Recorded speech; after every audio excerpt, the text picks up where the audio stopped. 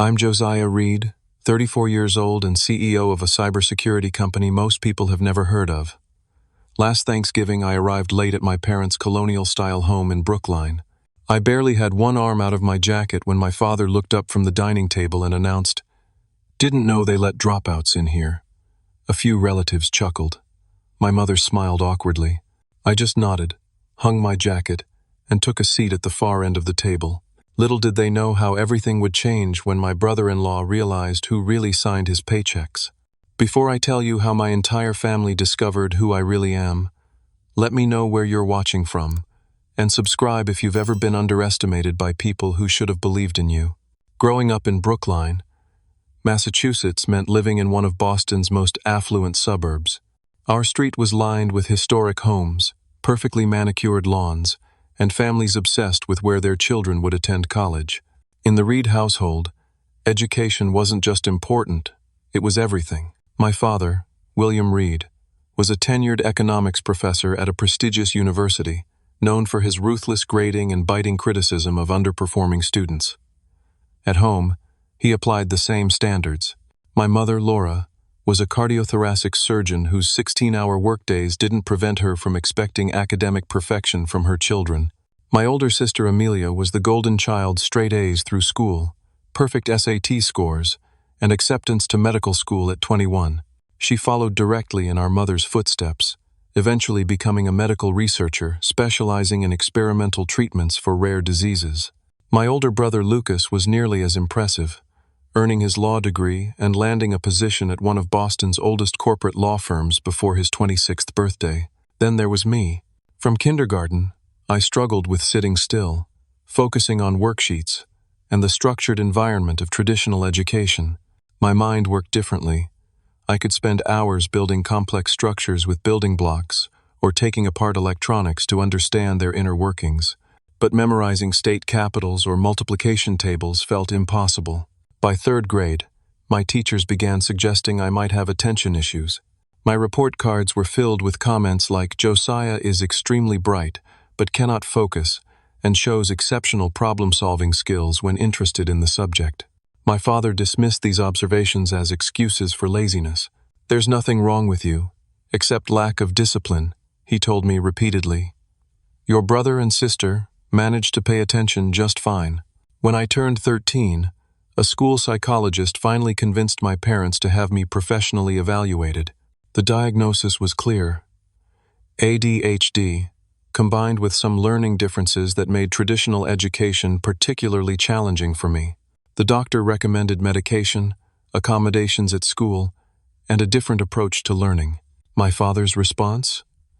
"We're not drugging our son because he doesn't try hard enough." Despite the diagnosis, little changed at home. The nightly interrogations about homework continued. Family dinners remained intellectual battlegrounds where my father would quiz us on current events, historical facts, or scientific concepts. While my siblings thrived under the pressure, I would freeze, forget facts I actually knew, or blurt out half-formed answers that earned me looks of disapproval. My mother tried in her own way, hiring tutors and specialists to fix what she saw as deficiencies. One summer, I had to spend 4 hours daily with a stern retired teacher who rapped my knuckles with a ruler when my attention wandered. Another time, my parents sent me to an academic boot camp that promised to instill discipline in underachieving students. Computers became my refuge. I taught myself programming languages, built my first website at 14, and even developed a simple app that helped me organize my thoughts and assignments in a way that made sense to my brain. When I showed it to my father, hoping for approval, he glanced at it and said, "If you put this much effort into your actual schoolwork, you might not be failing algebra."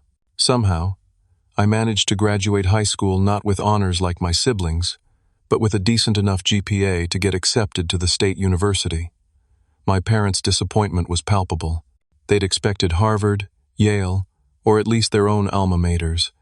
Instead, I would be attending what my father called a backup school for underachievers.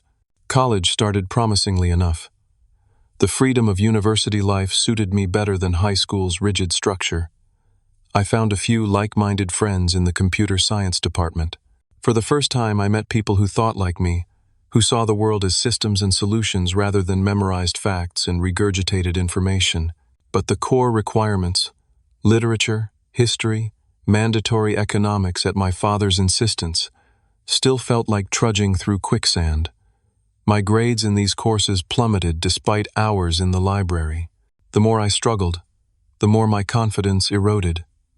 By the middle of sophomore year, I was on academic probation, depressed, and questioning my worth as a person. The turning point came in an unexpected form. A flyer for the campus entrepreneurship club caught my eye. They were hosting a hackathon, a 48-hour event where students would build tech solutions to real-world problems. I signed up on impulse. Those 48 hours changed everything. Fueled by energy drinks and passion, I built a security protocol that identified potential data breaches in real time. The judges, actual tech industry veterans, were impressed enough to award me first place and connect me with local startups. For the first time, my brain's unique wiring felt like an asset rather than a liability. 2 weeks later, I made the hardest decision of my life. I dropped out of college to pursue my own tech venture.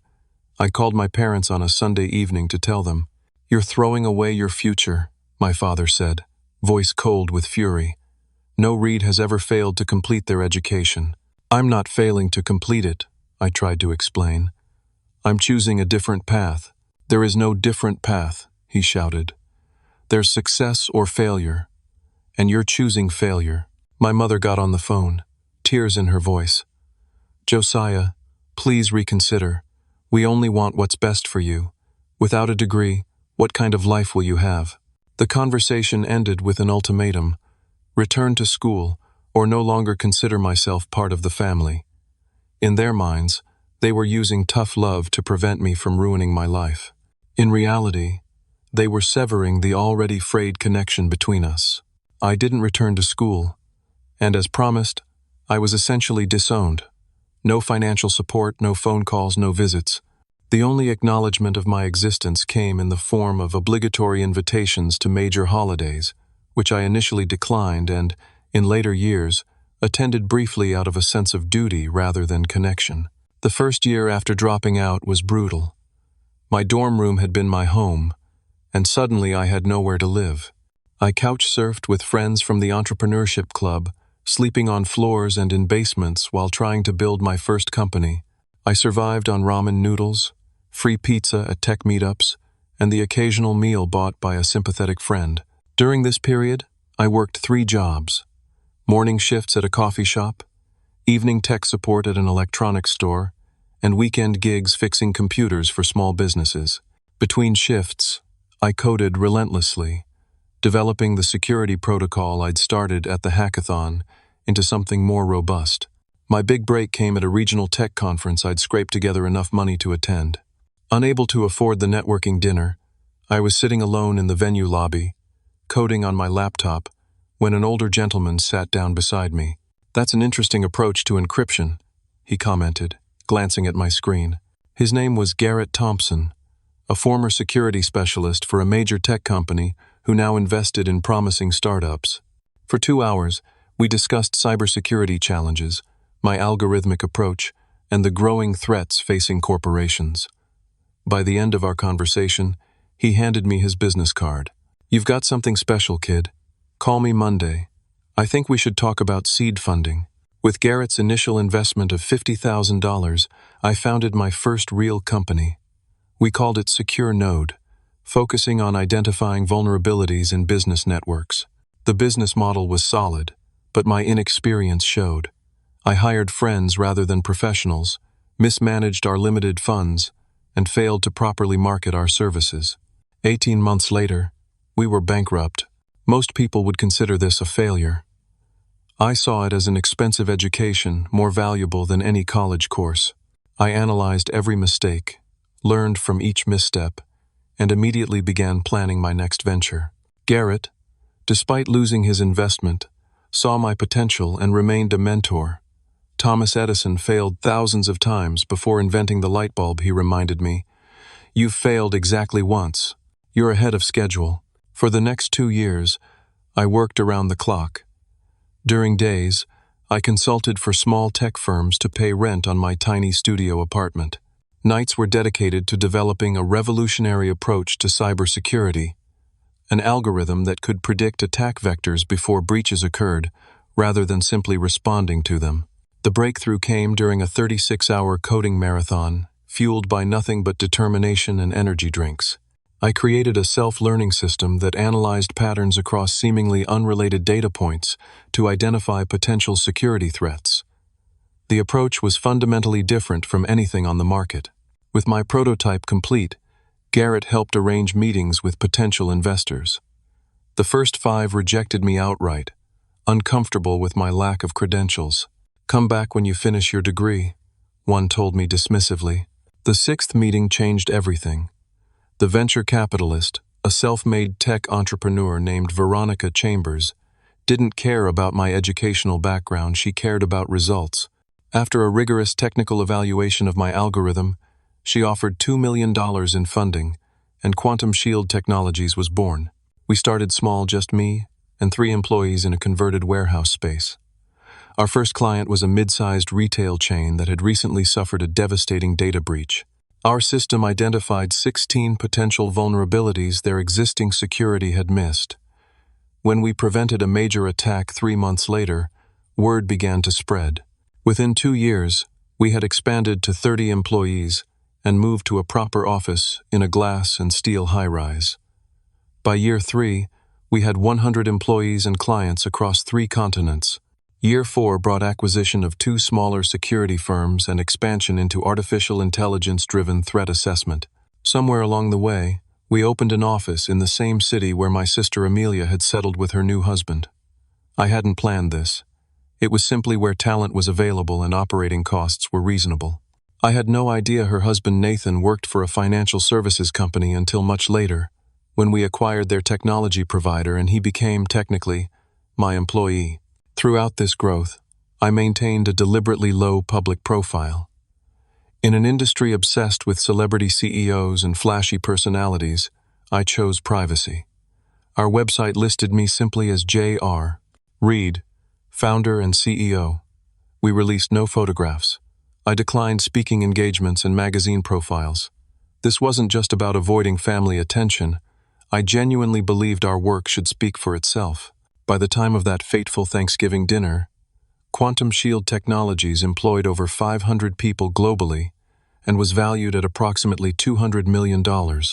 We had offices in 7 cities, clients ranging from small businesses to Fortune 500 corporations, and a reputation for excellence in the cybersecurity world. My personal finances had similarly transformed. The kid who once couldn't afford a networking dinner now owned a penthouse apartment overlooking the city, had investments worth tens of millions, and could purchase pretty much anything I wanted. Yet my lifestyle remained relatively modest. I drove a practical electric car rather than a flashy sports model. My wardrobe consisted of comfortable, quality basics rather than designer labels. I lived well but quietly, finding more satisfaction in building something meaningful than in displaying wealth. Throughout these years of growth and success, my family remained distant. Holiday cards were exchanged, but little else. They never asked about my career beyond vague inquiries about whether I was still doing computer stuff. I never volunteered information about my success, partly from pride, and partly from the lingering hope that someday they might value me for who I was, rather than what I had achieved.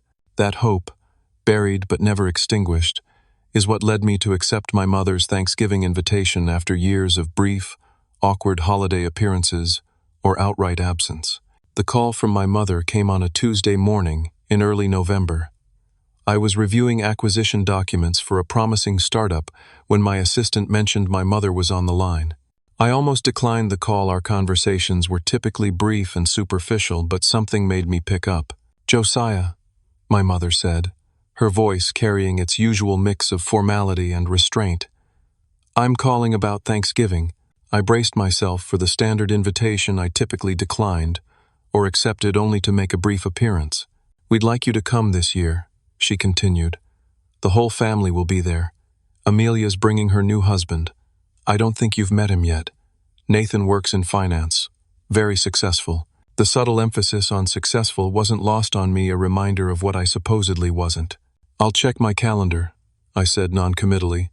"It would mean a lot to your father and me," she added, a rare hint of genuine emotion in her voice. After hanging up, I sat at my desk, turning the invitation over in my mind. Part of me wanted to decline as usual, to protect myself from the inevitable judgment and comparison. Another part, perhaps the hopeful child still lurking somewhere inside the successful adult, wondered if things could be different this time.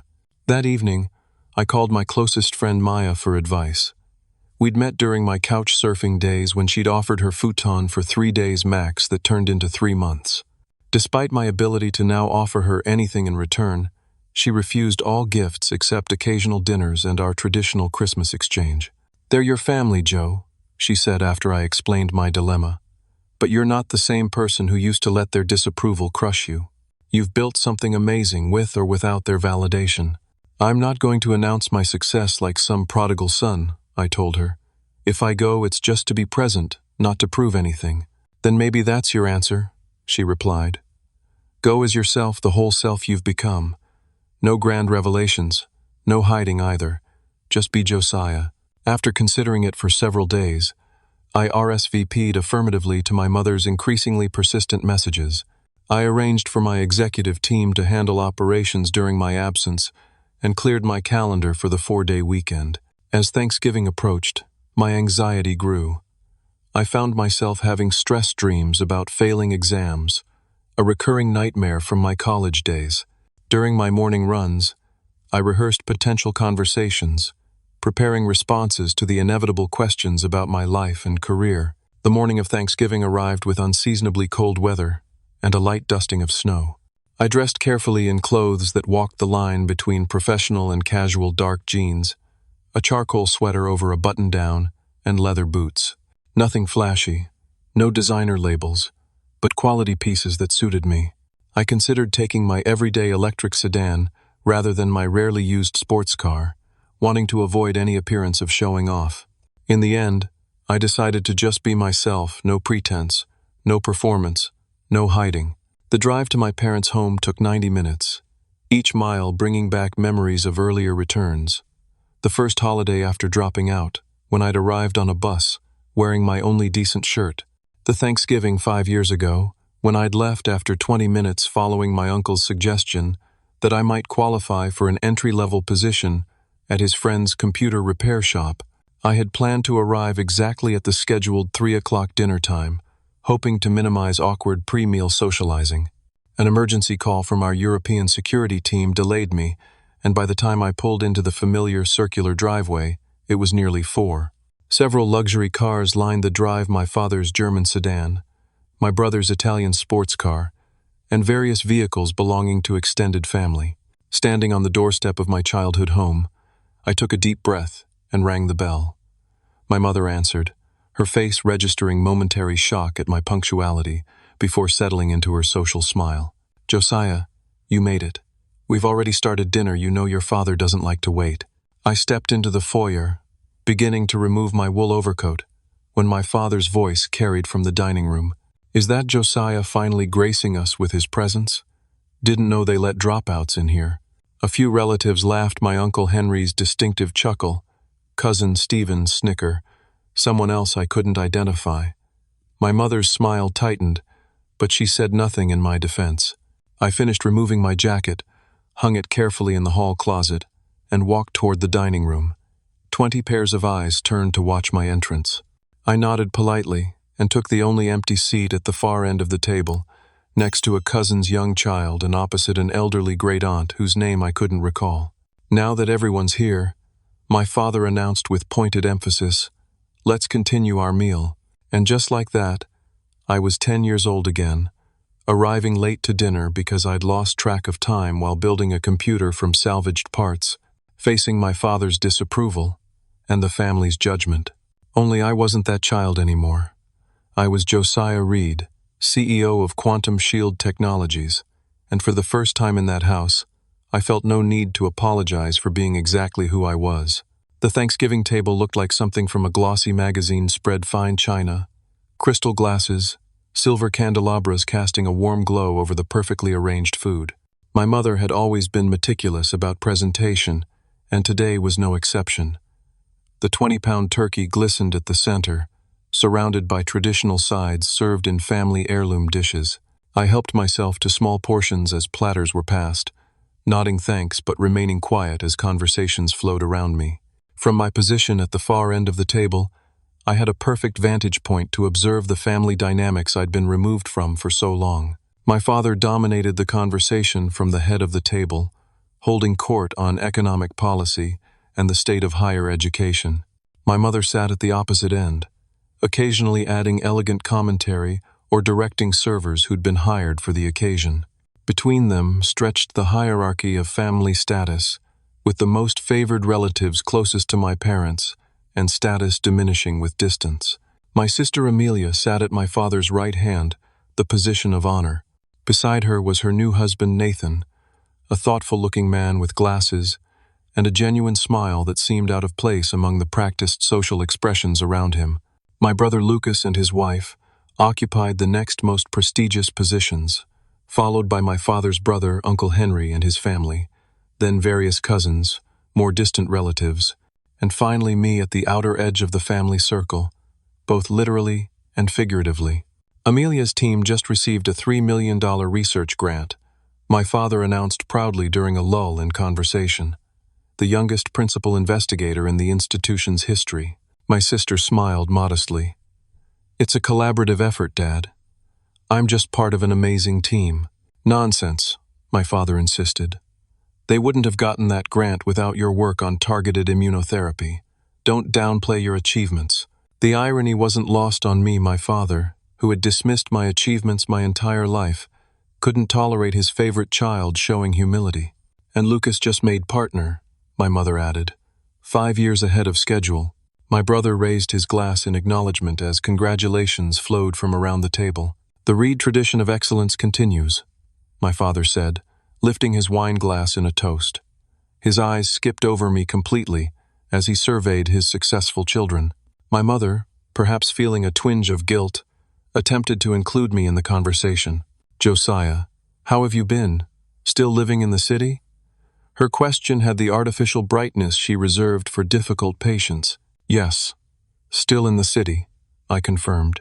"And you're still working with computers?" she probed. "Still in tech," I agreed. "What exactly do you do?" asked my Uncle Henry, using the same tone he might use to ask a child about a crayon drawing. "I work in cybersecurity." "For which company?" he pressed. "My own." This raised a few eyebrows, though most seemed to assume I meant freelance work or a small one-person operation.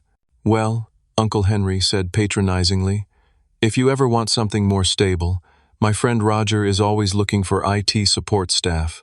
Entry-level, of course, but it comes with benefits." I nodded politely. "I'll keep that in mind." My cousin Stephen, always eager to emphasize his own success, jumped in. "Speaking of careers, I ran into Patrick Donnelly last week. Remember him from high school, Josiah? He was in your year. He's a senior investment banker now. Beautiful home in Back Bay, wife, 3 kids. Some people really maximize their potential." The implication that I had failed to do so hung in the air. My brother Lucas offered what he probably thought was a supportive comment. "You know, Josiah, you actually look well. I was worried with your unconventional choices that you might be struggling. Glad to see you're getting by." "Thanks," I said simply, taking another bite of turkey to avoid further comment. The conversation mercifully moved on to other topics: politics, real estate prices, someone's recent European vacation. I ate quietly, answering direct questions with minimal responses but otherwise content to observe. The child beside me was actually better company than most of the adults, showing me her drawing of a turkey with rainbow feathers. It wasn't until dessert, my mother's famous pumpkin and pecan pies, served with fresh whipped cream, that Nathan, my sister's husband, engaged me directly. He had moved to my end of the table, taking an empty seat across from me. "Amelia mentioned you work in tech security," he said, his interest seeming genuine rather than performatively polite. "That's actually adjacent to my field. I'm in fintech, The security challenges keep our team up at night. For the first time that evening, I found myself in a conversation worth having. Nathan asked intelligent questions about current security threats, shared some of the challenges his company faced, and actually listened to my responses. The biggest vulnerability in most systems isn't the technology, I explained, warming to the subject. It's human behavior. You can have the most sophisticated security protocols in the world, but if someone shares their password or clicks a suspicious link, those protections mean nothing. Nathan nodded enthusiastically. Exactly. We just implemented a new security system that's supposedly cutting edge, but getting people to follow basic security hygiene is the real battle. What system did you implement? I asked, genuinely curious. It's from a company called Quantum Shield, he replied. Completely transformed our approach. The system actually adapts to user behavior patterns to identify anomalies. Brilliant design. I kept my expression neutral despite the surge of pride. Sounds innovative. It is. Our tech team says it's revolutionary. The company's CEO is something of a mystery man, though brilliant but private. Goes by JR, rarely makes public appearances. Completely transformed our parent company after the acquisition. Some of my colleagues were skeptical about reporting to a new executive team, but this guy apparently has an incredible vision for the industry. Several family members had begun listening to our conversation, perhaps surprised to see someone engaging so earnestly with the family disappointment. Really turned the company culture around too, Nathan continued. Created all these opportunities for people with unconventional backgrounds. One of our best security analysts is a former artist with no formal tech education who got hired through their apprenticeship program. My sister Amelia had migrated toward our conversation, looking slightly annoyed that her husband was spending so much time talking to me. Nathan works for FinSecure Global, she interjected, recently acquired by a larger tech firm, but he's been promoted twice since the transition. He's on track for senior management. Nathan smiled awkwardly at her obvious attempt to redirect the conversation toward his success. The acquisition was actually a great move for us. Much more innovative company culture. Sounds like you enjoy your work, I said. I do. Best job I've had. Where did you say you work, Josiah? The moment had arrived without my planning it. I could give another vague answer, but something in me, perhaps Maya's advice to be my whole self, pushed toward honesty. Quantum Shield Technologies, I said simply. Nathan's expression was puzzled at first, then shifted to confusion as he processed my words. Wait, you work at Quantum Shield? In which department? I founded it. I'm the CEO. Nathan stared at me, his fork frozen midway to his mouth. He blinked rapidly, looked me over again as if seeing me for the first time, then said in a voice that carried across the suddenly quiet table, Wait, you're my CEO? You're JR? The room went dead silent. 20 pairs of eyes locked onto me with expressions ranging from disbelief to shock. My father's wine glass stopped halfway to his lips. My mother's hand flew to her pearl necklace. My brother Lucas sat up straighter, reassessing me with calculating eyes. Yes, I confirmed. My voice calm. I am. The silence lasted approximately 5 seconds before erupting into chaos. My father choked slightly on his wine. My mother's hand trembled as she set down her dessert fork with a clatter. Uncle Henry's mouth opened and closed without producing sound. Cousin Stephen turned an interesting shade of red. Nathan broke the silence. But that's... You founded a $200 million company? You're that J.R. Reed? Before I could respond, he continued, excitement overtaking his shock. The algorithm that powers our entire security infrastructure, that's your creation? The adaptive defense system? The predictive threat analysis? I nodded. Holy shit, he said, then immediately glanced apologetically at my mother for the profanity. Sorry, Mrs. Reed, but... Wow, my father found his voice. Josiah, what is he talking about? Nathan answered before I could. Mr. Reed, your son is a legitimate genius in cybersecurity. His company protects half the financial institutions in the country, government agencies, healthcare systems, our entire digital infrastructure would be vulnerable without his innovations. He's revolutionized the entire approach to threat prevention. My father's expression shifted from confusion to calculation in an instant. "Well," he said, his voice taking on a proud tone that had never been directed at me before, "we always knew Josiah had potential. Different learning style, but brilliant in his own way. I encouraged him to pursue his strengths." My mother quickly joined in. "We always believed in you, Josiah, even when you chose an unconventional path." The blatant revisionism was almost impressive. My uncle, who minutes earlier had offered me an entry-level position out of pity, now looked at me with newfound respect bordering on obsequiousness. "Quantum Shield, of course. I read about them in the Wall Street Journal. Remarkable growth trajectory. Should have made the connection with the name." Cousin Stephen's earlier smugness had evaporated completely. "So you're actually successful?" The concept seemed to confound him. My brother Lucas, ever the attorney, was already considering the networking possibilities. "We should grab lunch soon, Josiah. My firm represents several tech companies. Perhaps there are synergies to explore." The questions came rapid fire after that, with relatives who had barely acknowledged my presence now desperate for details. "How many employees do you have? What's the company valued at? Are you planning an IPO? Do you have a house in the city? Are you seeing anyone? Why didn't you tell us?" I answered minimally, neither boasting nor diminishing my accomplishments. Yes, the company was doing well. No, I wasn't currently planning to go public. Yes, I had a nice place in the city. No, I wasn't seeing anyone seriously at the moment. I had a demanding career. As for why I hadn't told them, I simply said, it never came up. The truth, of course, was more complicated. I hadn't told them because their validation wasn't what drove me.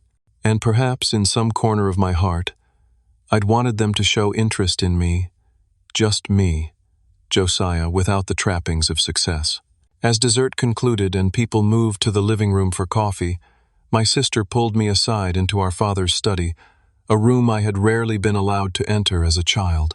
"Why didn't you tell me?" Amelia demanded, her expression a complex mix of hurt, amazement, and something that looked suspiciously like jealousy. "I'm your sister. When would I have told you, Amelia? The last time we spoke was at Christmas last year. You talked about your research for 15 minutes and asked me exactly one question about my life. That's not fair. We've all been busy." "Yes, we have. The difference is that I've always been expected to keep up with your accomplishments and Lucas's career moves. No one has ever shown the slightest interest in mine. That's because we thought she stopped herself. You thought I was a failure. I finished for her.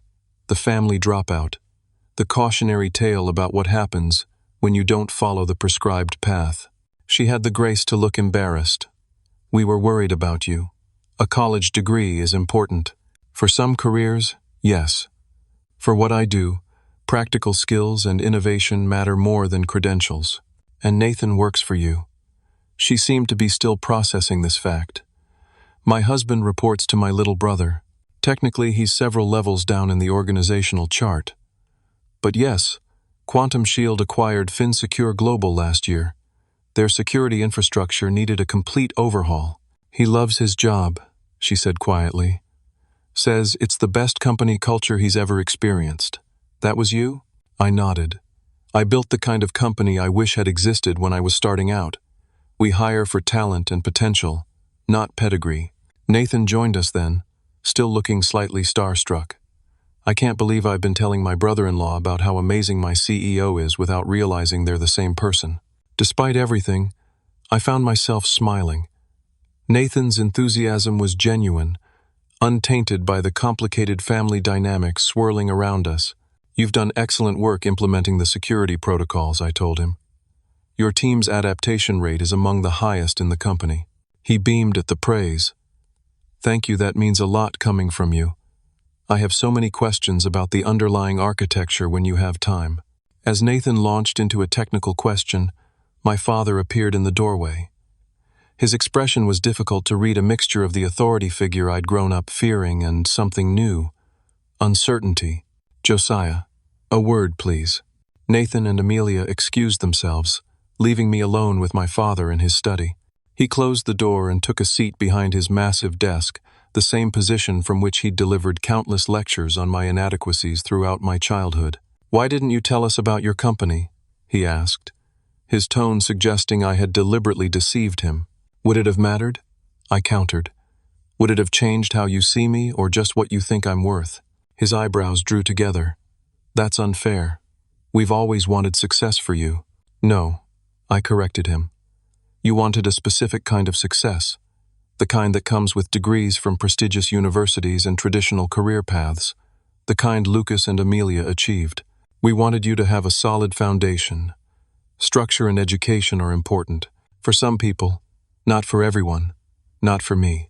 He was quiet for a moment, fingers steepled in the gesture I remembered from childhood discussions of my academic shortcomings. "Clearly you've done well for yourself," he finally conceded. "I suppose I should congratulate you." The words should have felt like victory. Instead, they left me empty.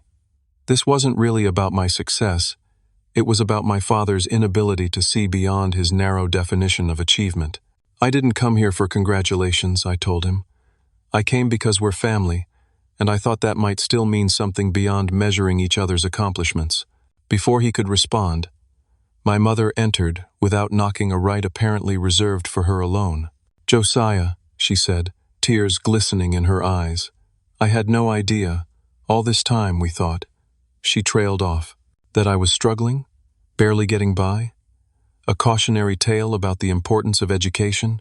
She had the grace to look ashamed. "We were wrong, and I'm sorry we didn't see your potential." The apology seemed sincere, but it came too late, and for the wrong reasons. They weren't sorry for dismissing me, they were sorry for missing the signs of my financial success. "I should get going," I said, standing up. "Early meeting tomorrow." "But you just got here," my mother protested. "There's so much to talk about. Your company, your life." "My company has existed for 7 years," I pointed out. "My life has been happening all along. The only thing that's changed today is your perception of its value." My father stood as well. "Don't be dramatic, Josiah. We're trying to connect with you." "No," I corrected him. "You're trying to connect with the successful CEO you just discovered. But that's only part of who I am, and it's not the part that needed your support all these years." I walked out of the study, through the living room where relatives attempted to engage me with newfound interest, and retrieved my coat from the hall closet. Nathan caught up with me at the door. "Are you leaving?" I was hoping we could talk more. "Monday at the office," I told him. "Bring your ideas about the firewall protocols you mentioned. They sound promising." He grinned. "Will do, boss."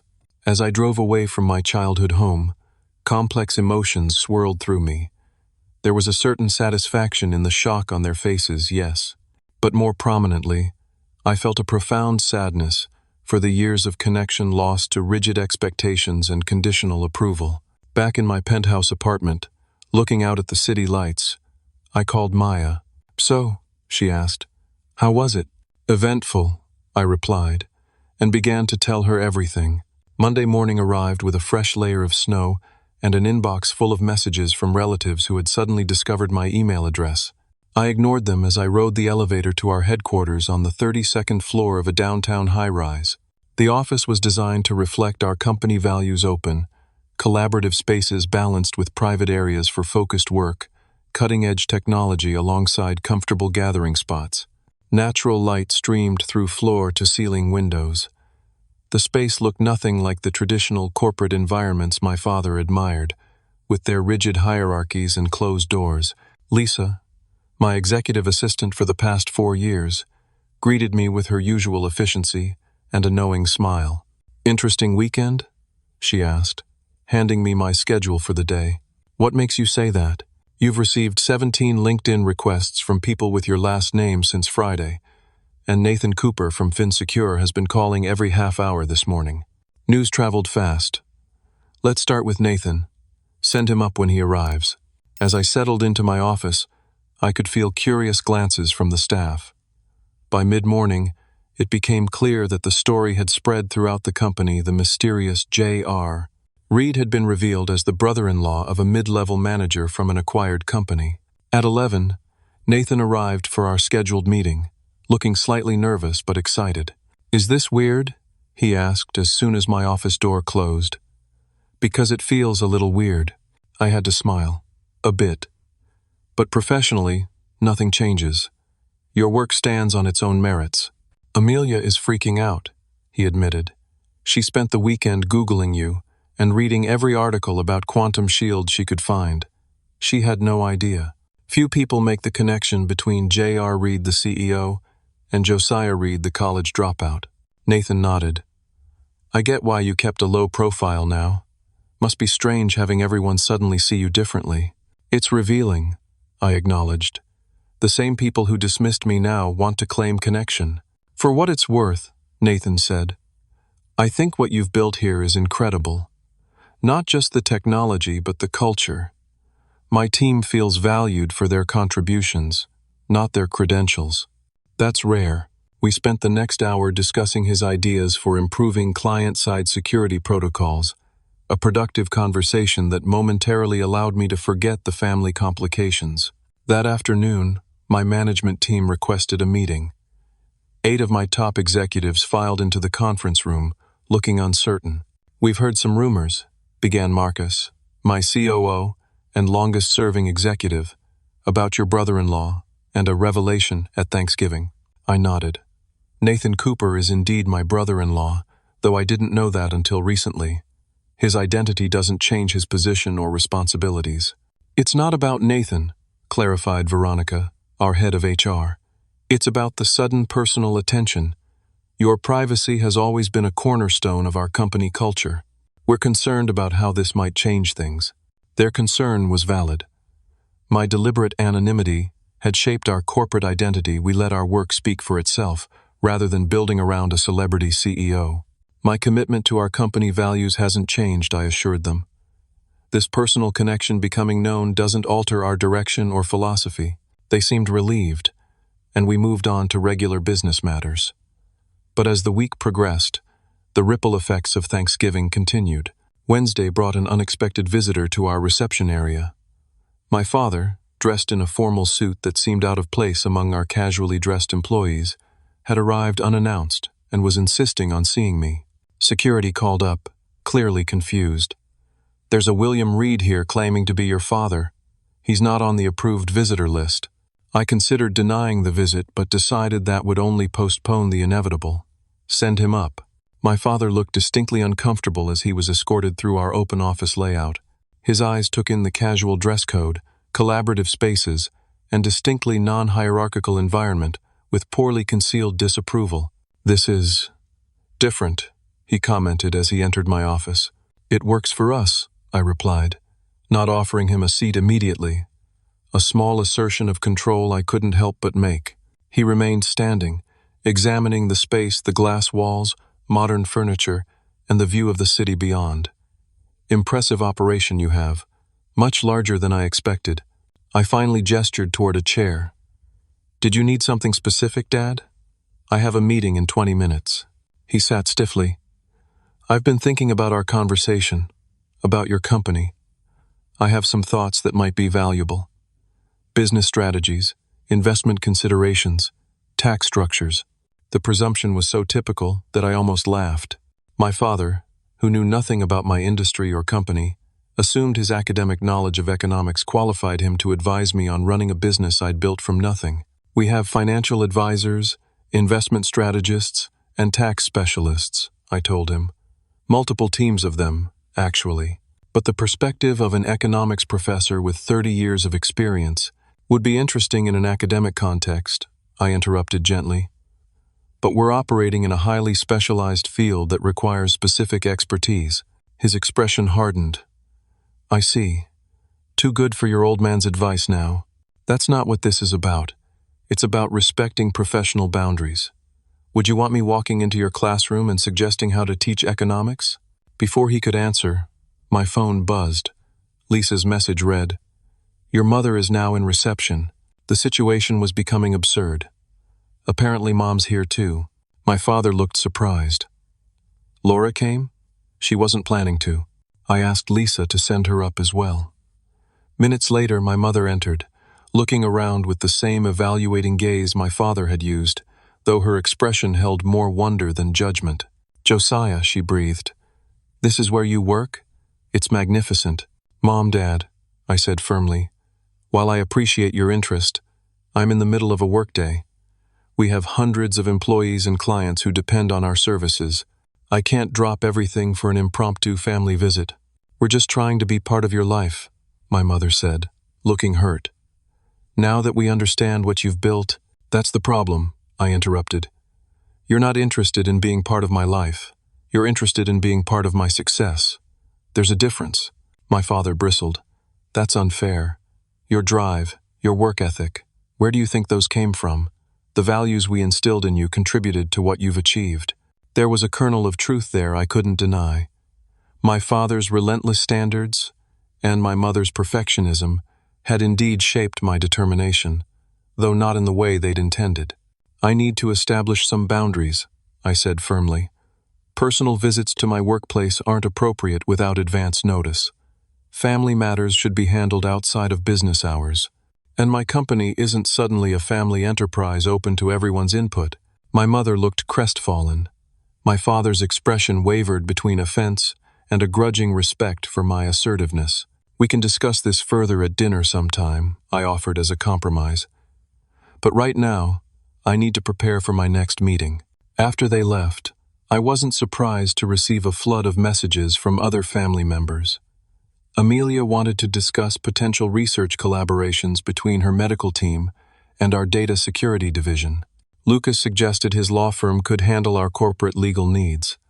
Cousins inquired about job openings, investment opportunities, and various forms of assistance. The most uncomfortable request came from Uncle Henry, who had pivoted from offering me an entry-level position to asking for a small business loan of $500,000 for an unspecified venture. I established a clear policy. Professional inquiries would be directed through proper channels like any other potential partner or employee. Personal loans and investments were off the table. Family connection would neither advantage nor disadvantage anyone seeking to work with Quantum Shield. The boundaries were necessary, but created tension. My mother called frequently, oscillating between genuine attempts to connect and not-so-subtle hints about family members' needs. My father sent formal emails outlining his thoughts on corporate strategy, which I politely acknowledged but didn't implement. The most challenging moment came when a major client meeting was interrupted by my mother arriving unannounced in the lobby, insisting she just wanted to bring me lunch and see where I worked. The receptionist, recognizing the Reed name, wasn't sure how to handle the situation. I had to excuse myself from the meeting to address it, finding my mother standing in reception with a homemade lunch that seemed like an attempt to reclaim a maternal role she had never fully occupied. "Mom," I said quietly, leading her to a private area. I explained that I need you to respect my workplace boundaries. You wouldn't walk into an operating room during surgery to bring food to a colleague. "That's different," she protested. "I'm your mother, and this is my company. Hundreds of people depend on the work we do here. I need you to understand that."